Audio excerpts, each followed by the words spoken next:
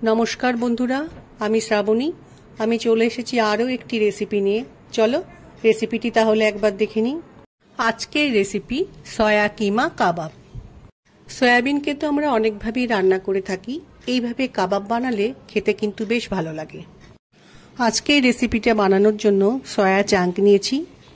सया चांकके आमी गरम जल दिये किछुटा समय भिजिये राखबो।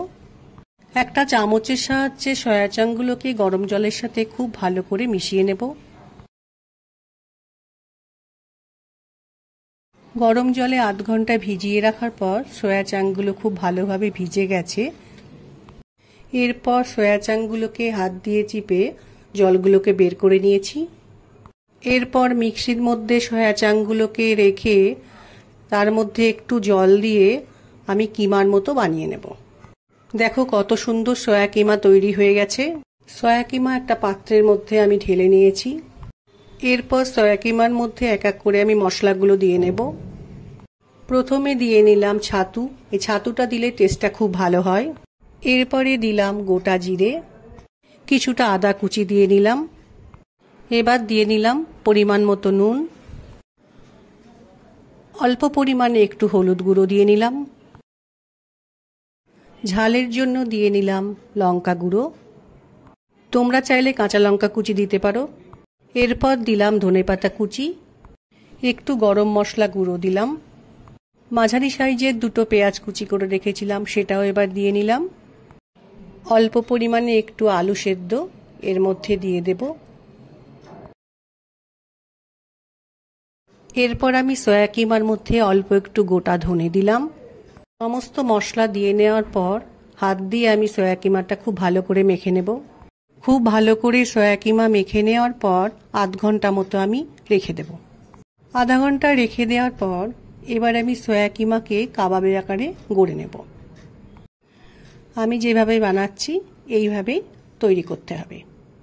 এই একই ভাবে আমি সমস্ত কাবাবগুলো বানিয়ে নেব।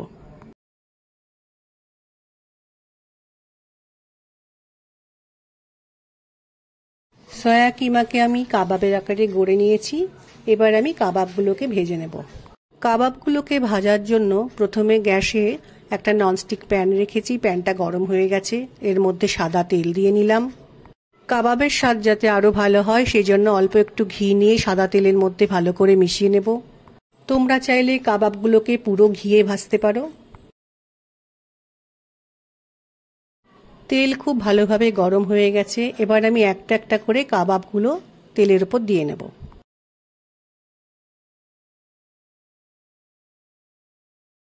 কাবাবগুলো ভাজার সময় অবশ্যই গ্যাসের ফ্লেমকে লো করে রাখতে হবে।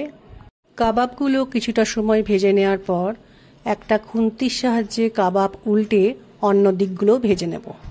গ্যাসের ফ্লেমকে লো করে ভালো করে আস্তে আস্তে কাবাবগুলো কিন্তু ভাজতে হবে। আমার কাবাবগুলো কিন্তু খুব সুন্দরভাবে ভাজা হয়ে গেছে। এই বৃষ্টির সময়ে কফির সাথে সন্ধ্যাবেলা এরকম কাবাব খেতে বেশ ভালো লাগে। ভেজে নেওয়ার পর কাবাবগুলোকে আমি একটা প্লেটে পরিবেশন করে নিয়েছি। যারা এই সয়া কাবাব বানাওনি তারা একবার বানিয়ে দেখো, আশা করছি ভালো লাগবে। আমার আজকের রেসিপি ভালো লাগলে লাইক, শেয়ার ও সাবস্ক্রাইব করো। ভিডিওটি দেখার জন্য ধন্যবাদ। ভিডিওটি আজ এখানেই শেষ করছি। ফিরে আসছি আরও একটি রেসিপি নিয়ে।